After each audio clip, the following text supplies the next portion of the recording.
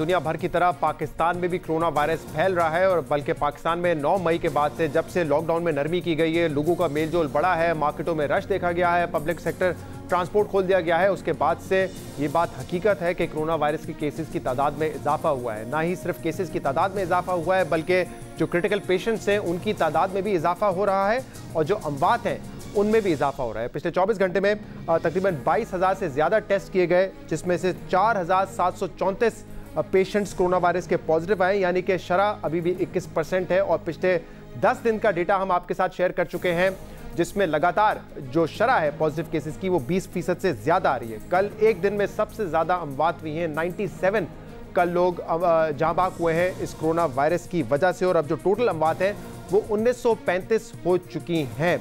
आज असद उमर साहब ने बताया कि पाकिस्तान में 1900 अमवात हुई हैं 100 दिन के अंदर, और उनका कहना था कि ये बीमारी पाकिस्तान में इतनी ज़्यादा मोहलिक साबित नहीं हुई है।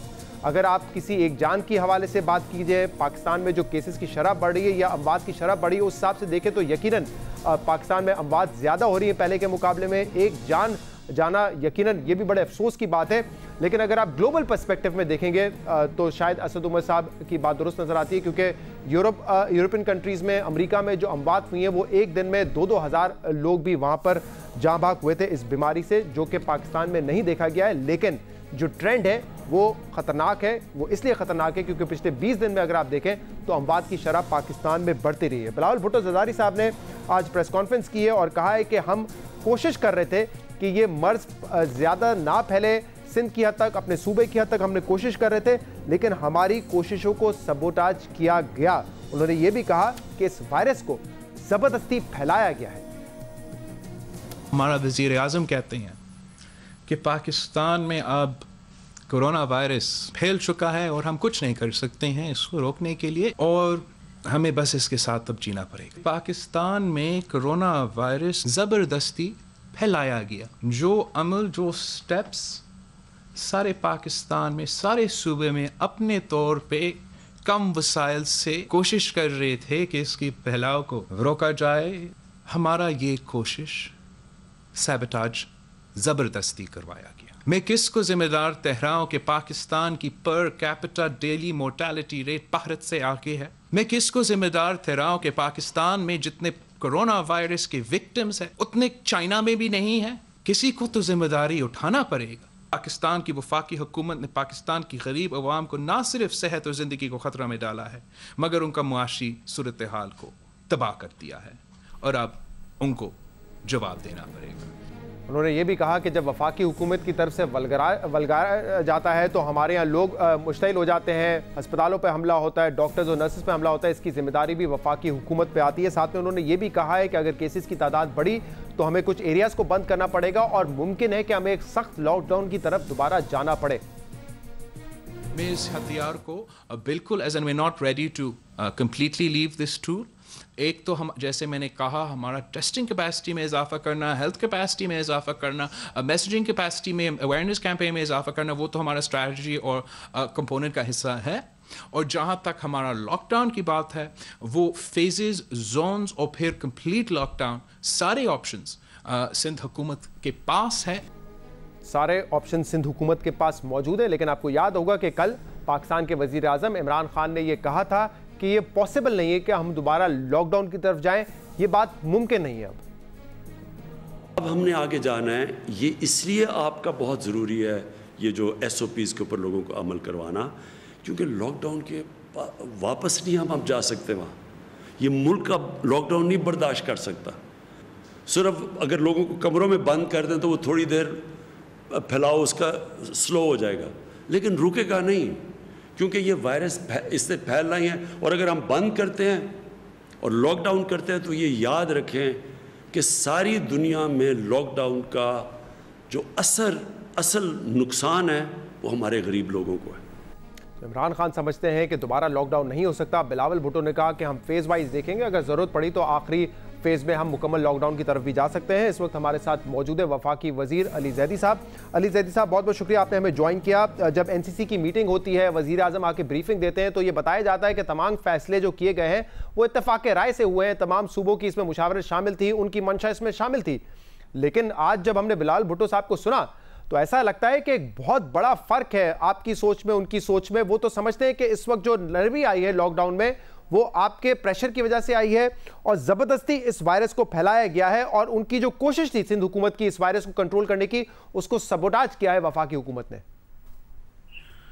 शहजाद, मैं वैसे बिलावल की प्रेस कॉन्फ्रेंस देखता नहीं हूँ, बिकॉज उसमें कोई लॉजिकल बात होती नहीं, ऐसी फजूल की मंतक होती है। थोड़ी देर के लिए मैंने ब्रीफली देखी थी और मुराद की सुन ली, तो मुराद शहीद ने सारे सवालों का, शिबली साहब ने और मुराद साहब ने सारे इनके सवालों का और इनकी बातों का जवाब दे दिया। असल में तो मसला फर्क दूसरा है। वो एक बड़ी अच्छी मूवी थी अंग्रेजी की, वैग द डॉग, वो आपने जरूर देखी होगी। जो ये आपको देखें जो गए बौखलाहट का शिकार है, इनकी जो अप्रोच है ना गवर्नेंस की, वो तो आपको नजर आ जाएगी इंशाल्लाह जिस दिन उज़ैर बलोच की JIT पब्लिक होगी। लेकिन मैं आपके बात का जवाब देने से पहले मैं एक दफा कहूंगा, 2 दफा रिपीट भी करूंगा जितनी देर आप मुझे देंगे। उज़ैर बलोच की आज जान को खतरा है, जैसे कि खालिद शहनशाह की जान को खतरा था, उसको मार दिया गया, और जैसे कि बिलाल शेख की जान को खतरा था, उनको मार दिया गया।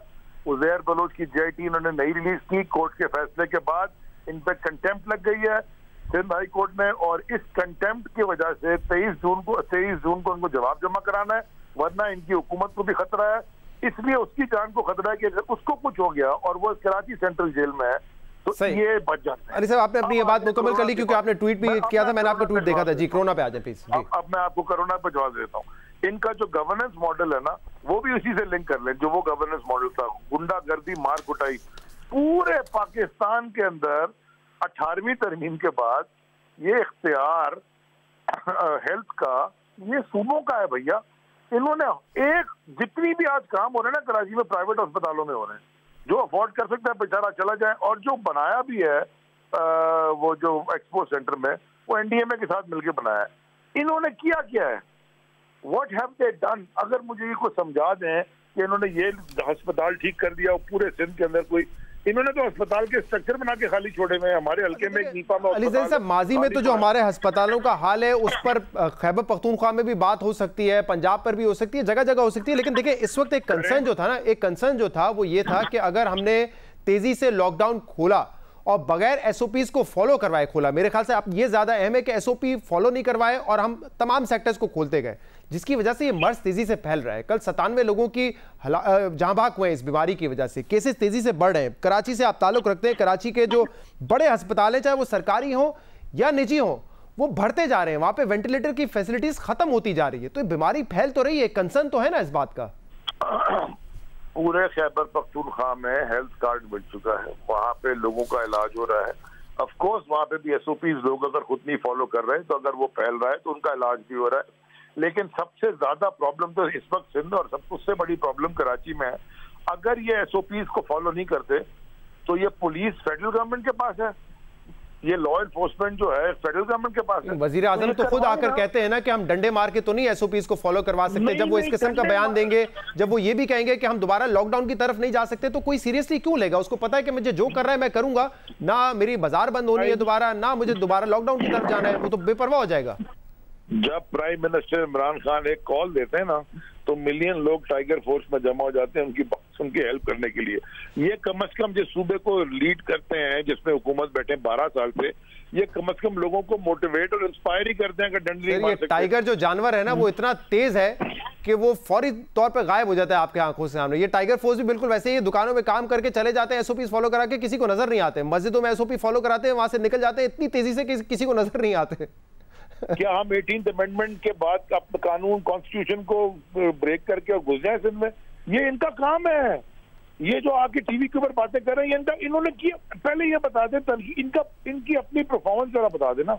हमने ये किया, असेंबली में भी कल सिद्रा ने पूछा और जिन्होंने हमारी MP ने खड़े होकर, आपने क्या किया ये बता दें। अच्छा अली साहब, मैं 2-3 स्पेसिफिक मुझे बताइए कि क्या फैसले इत्तेफाक राय से होते हैं? मिसाल के तौर पे जो 1 जून को आपने दोबारा कुछ चीजों में नरमी की, आप लोगों ने कहा टूरिज्म खोलेंगे, वो तो खैर सिंध ने मना कर दिया था, लेकिन बाय एंड लार्ज जो फैसले होते हैं इत्तेफाक राय से होते हैं या जबरदस्ती आपके प्रेशर की वजह से सिंध को करने पड़ते हैं? जब NCOC की मीटिंग होती है, CMs भी बैठते हैं चारों, वो अपनी राय देते हैं, इत्तेफाक राय से फैसले होते हैं। बाहर आके इन्होंने 3 लोग रखे हुए हैं, और वो 3 लोगों को आके वो छोड़ देते हैं और वो आके उल्टी सीधी बात करना शुरू कर देते हैं। हर फैसला इत्तेफाक राय से होता है और ये कहा जाता है कि आप अपना फैसला खुद करें। देखें, ये डायनामिक सिचुएशन है। अमेरिका के अंदर 50 स्टेट थे, 50 स्टेट अपना फैसला कर रहे थे।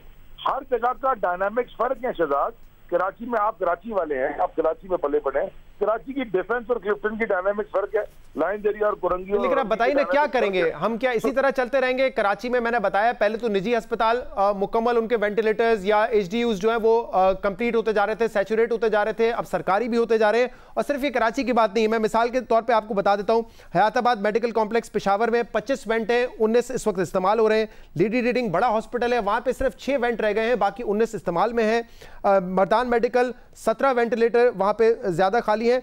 सिदरा टीचिंग सवात का हॉस्पिटल 23 में से 22 वेंटिलेटर इस वक्त जो है वहां पे खाली है। तो जो दही इलाके हैं या जो छोटे शहर है वहां पे तो हम देख रहे हैं कि वेंटिलेटर्स मौजूद हैं, लेकिन जो बड़े शहर है, चाहे कराची हो चाहे पेशावर हो, वहां पे हम देख रहे हैं कि वेंटिलेटर्स और जो फैसिलिटीज है वो सैचुरेट कर रही हैं। वैसे आपने शहजाद मेरे लिए बड़ी राय आसान कर दी। आपने केपीके के सारे गवर्नमेंट अस्पताल के नाम बता दिए जहाँ पे वेंटिलेटर्स लगे हुए हैं। हाँ, कहीं ज्यादा भर भी गए और कहीं खाली भी हैं। जरा मैं यही पूछना चाह रहा हूँ ना कि ये सिंध अस्पताल तो बता दे, हुकूमत किधर लगे हुए हैं? ये है, मेरे पास सारी लिस्ट मौजूद है इस वक्त। कराची की मैं हद तक बता रहा हूँ, अभी एक सिविल हॉस्पिटल में आप भर चुके हैं, चाहे जो इंडस हॉस्पिटल हो, SIUT हो, ज़ियादुद्दीन हो, यहाँ पे ऑलमोस्ट सैचुरेट कर चुके हैं। तो हमने इसी तरीके से चलना है या कहीं ना कहीं हमें SOPs पे सख्ती करवानी पड़ेगी? वरना बिलावल साहब तो कह रहे हैं कि हम तो लॉकडाउन की तरफ भी जा सकते हैं आखिरी फेज में। तो यही तो प्राइवेट अस्पताल हैं जो कराची में काम कर रहे हैं। देखें, इनको चाहिए था कि फौरन से पेशतर, अभी देखें मुराद ने आपको अपनी प्रेस कॉन्फ्रेंस में बताया कि पहले अगर 100 टेस्टिंग किट थी तो अब 30,000 हो गई हैं। मुराद ने आपको बताया कि हमने किस तरह वेंटिलेटर्स पूरे पाकिस्तान में दिए। NDMA ने क्या क्या काम किया, NDMA वफाक के अंदर आता है। इनको कॉन्स्टेंटली PPEs कैसे डिलीवर की, हर चीज इनको डिलीवर की। ये सिर्फ मांग रहे हैं कैश। अब इन्होंने, ये इनका काम है। और मैं भी कराची वाला हूँ, मेरे हल्के में भी मैं कराची का हूँ, मेरी फैमिली कराची में है। एक्सक्यूज मी, आधा टाइम कराची में गुजरता है बिकॉज मेरी वजारत के सब्जेक्ट कराची में है। हम वी आर केयरफुल। हम भी सारी दुनिया में, पूरी दुनिया में घूमता फिरता हूँ, हल्के में भी प्रेस कॉन्फ्रेंस भी करता हूँ, मुंह के ऊपर हाथ में सैनिटाइज भी कर रहे होते हैं, लेकिन ये काम हम तक बता रहे हैं। हाँ, लेकिन एक आखिरी सवाल का जवाब देखें। ये कंसर्न उनका ठीक है कि अगर एक वफाक की और मेजॉरिटी सूबों की ये मंशा है कि हमें नरमी की तरफ जाना है, लॉकडाउन को उठाना है, तो वो कह रहे हैं कि फिर वफाक बरी जमा नहीं हो सकता ये कह के कि 18वीं तरमीम के बाद हेल्थ का सब्जेक्ट डिवॉल्व हो गया है। सूबों की कैपेसिटी आपको पता है और पाकिस्तान में तमाम सूबों का ये हाल है। तो वफाक ये नहीं कह सकता अभी आपकी जिम्मेदारी है। भाई, आप नरमी कर रहे हैं, वो नरमी करना नहीं चाहते, अस्पतालों पर बोझ पड़ रहा है, फिर वफाक उस तरीके से मदद भी नहीं करता, उनका ये शिकवा है। उनका शिकवा गलत है और वो टीवी के ऊपर माजरत के साथ सिर्फ गलत बयानी कर रहे हैं। वफाक ने उनकी इतनी मदद की है, जो पैसे भी बांटे, ये सिविल वॉर हो जानी थी पाकिस्तान के अंदर, खासतौर पर रूरल, बल्कि शहर की रूरल इलाकों के अंदर भी। अगर ये 12,000 मैं इसका जवाब ले लेता हूँ। हाँ, अपनी पैसे तो बांटे, मैं हेल्थ फैसिलिटीज के हवाले से कह रहा था। आप हमारे साथ मौजूद है, आपका बहुत बहुत शुक्रिया। एक ब्रेक के बाद पाकिस्तान पीपल्स पार्टी का मौकिफ लेंगे। पाकिस्तान पीपल्स पार्टी की चेयरमैन बिलावल भुट्टो ज़रदारी साहब ने आज जो प्रेस कॉन्फ्रेंस की, उस पर एक ब्रेक के बाद आपके सामने हाजिर होते हैं। Stay with us.